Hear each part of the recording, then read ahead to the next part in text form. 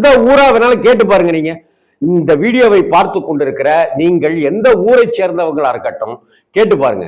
எப்பங்க சம்பளம் தருவாங்க, வார சம்பளம் தருவாங்களே, எப்ப தருவாங்கன்னு கேட்டு பாருங்க. சனிக்கிழமை அன்னைக்கு தான் தருவாங்க. அதுவும் கரூர் தமிழகத்தினுடைய மிக முக்கியமான தொழில் நகரங்கள்ல ஒண்ணு. அந்த கரூரா இருக்கட்டும், நாமக்கல்லும் அதே போல தொழில் நகரம் தான்.